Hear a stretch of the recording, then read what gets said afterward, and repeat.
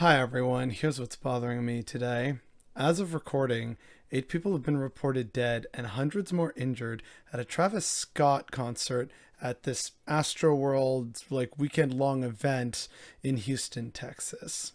It's this well and truly horrifying event that happened where as soon as the show started, the crowd surged towards the stage and people reported being unable to even move their arms or breathe. And the result was a lot of trampling and injury and unfortunately the aforementioned 8 deaths. According to Houston authorities, 8 attendees died after what they described as a crowd surge at the Astroworld Festival Friday night.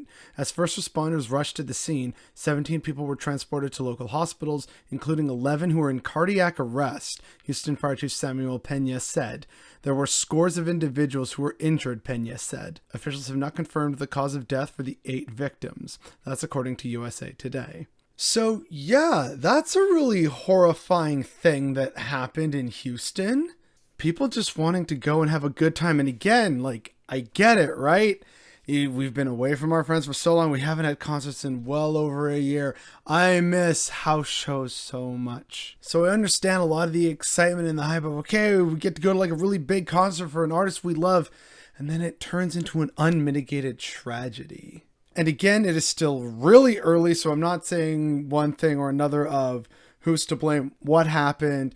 It's not about that. But what I want to touch on is some other perspectives that recently came to light about this event. And again, I'm not trying to shift blame here or anything, but there was, before the show got started, a very interesting video that has been making the rounds on social media.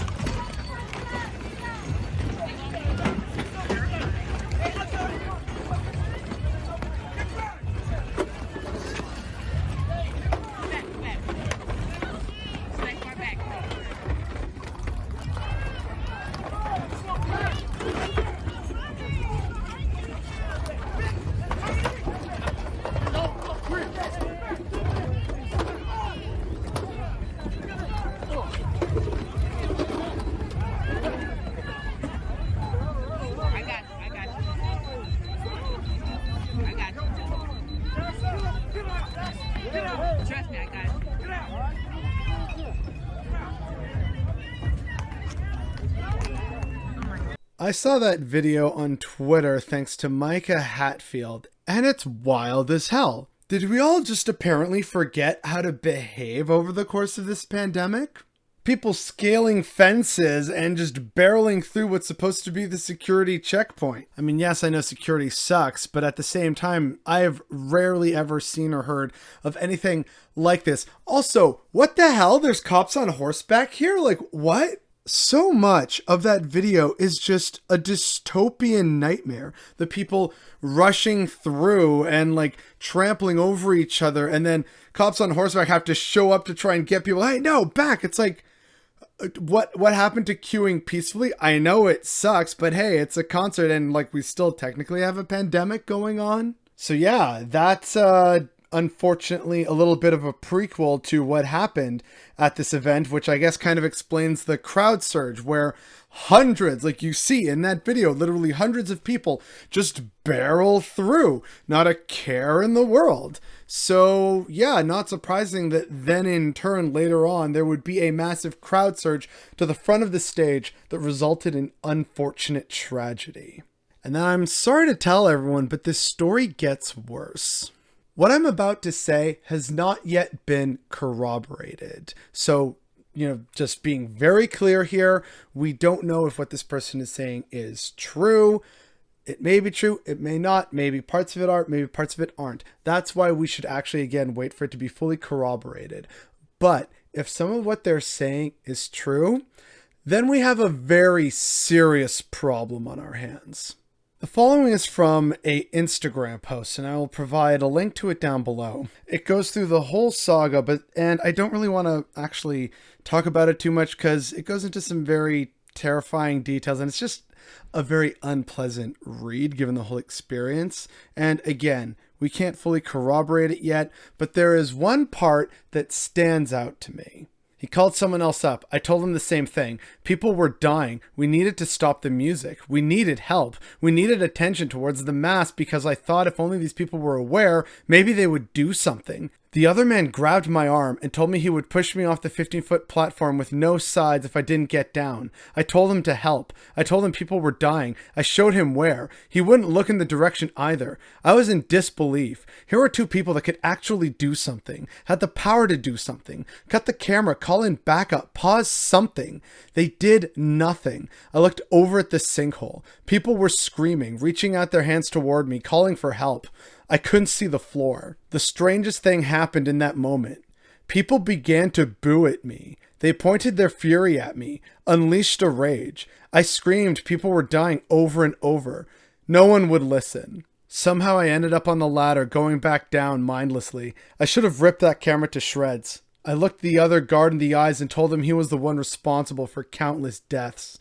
He did nothing. I went under the platform, called 911. So again, want to stress, none of that can fully be corroborated, but it's still extremely distressing if true. If it's true that people who had the ability to do something and save people's lives and put an end to the concert, to give people space to breathe and prevent not only the injuries but also deaths, that's a very serious problem. And also, it's kind of weird that people were booing this person for trying to get attention to a serious emergency. So yeah, that's a really messed up thing. But again, if this is true about people being able to do something but not actually doing anything, that should concern and alarm all of us. And then in something that seems to be corroborating a lot of the worst stories that have come out of this horror show, there's yet another Instagram post. It's a video, and I'm showing part of it here. And fair warning, this person swears a lot. All right, so this is when Travis Scott is about to hit the stage. All right. Something in my mind told me don't get in the crowd due to the fact of what happened to me earlier that day, you know what I'm saying, with the whole Master P, audience and whatnot. So look, Travis Scott about to perform. It's probably like 100,000 plus people, everywhere. You know what I'm saying? Just standing around in the barricades, you know what I'm saying? So it wasn't as bad, but something told me don't stand in the barricade. I sat on the side, you see what I'm saying? I went all the way to like the end of the line, and I was like right there on the barricade, but I sat took a seat on it so I wouldn't be in the crowd like that. But I kid y'all not, bro. As soon as Travis Scott started, all the flame, the fire, the fucking, the Phoenix and all that shit, and then he popped out, started going crazy, and, I'm telling you, as soon as he started going crazy, the whole crowd started raging and shit. Everybody just screaming, help, help, help. Mind you, I'm sitting on top of the fence, so I'm looking down on everybody, and I'm seeing all this shit happening, you know what I'm saying? Motherfuckers reaching, and they crying. I'm trying to pull people out. So, look, in the middle, it's a VIP section, different celebrities and people who pay thousands of dollars to sit in the VIP section. I'm pulling people out, and I'm trying to pull them into that VIP section. That's where people was pulling people in so they can breathe. So the people in the damn VIP section, they getting mad, talking about why the fuck you pulling people over here in our section. I'm like, man, fuck that shit, bro. These people about to lose their motherfucking lives, you know what I'm saying? So I pulled out this one boy. This boy, he probably 14 years old. This is a little bitty teenager, bro.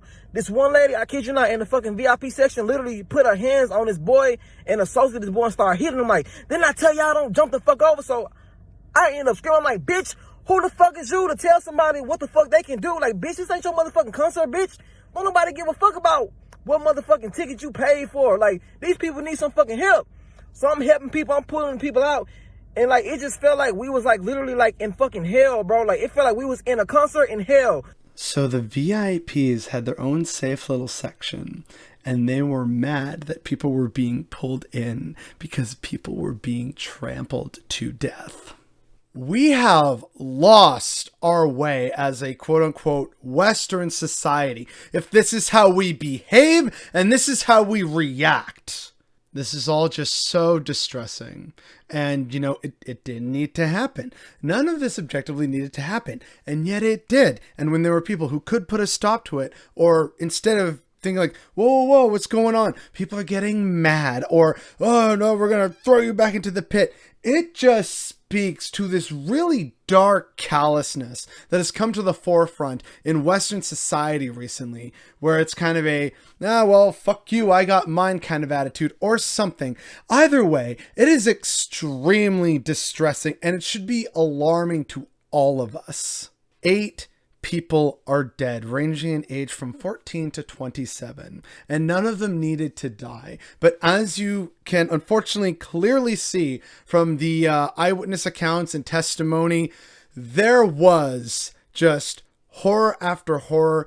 And there's something that when you're learning about how accidents happen, there's something known as human factors. Human factors are what we call various weak links in the chain that if one of them fails, that's where the accident happens. You talk about this a lot with how, accidents like train derailments and airplane crashes, how those happen.